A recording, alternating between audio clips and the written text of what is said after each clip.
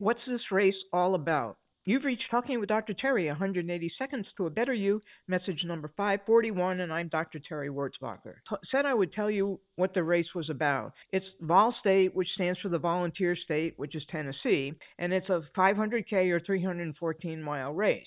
But it's also called a journey run in addition to being termed a race. But for all but the elite, it's a journey to see what you can handle and how you deal with adversity. It's endurance in mental ways and physical ways, but it's much more of a mental thing. It's 314 miles, as I said. We start in Missouri, we go through a part of Kentucky, then most of it is in Tennessee. At the end, we go through Alabama, just like for a mile, and end up in Georgia.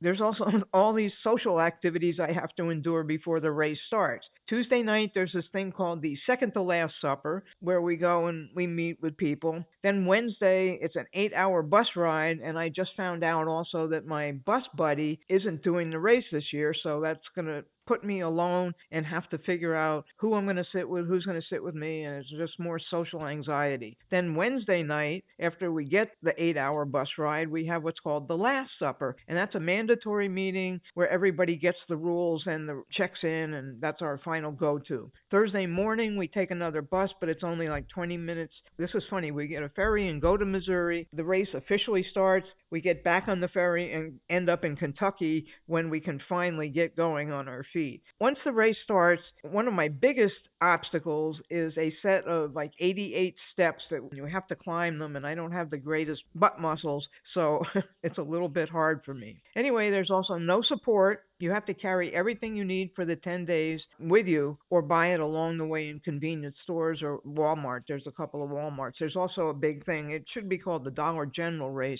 because there's Dollar Generals all along the way. I'll stay in some motels, but mostly it'll be in cemeteries or on like Dollar General concrete.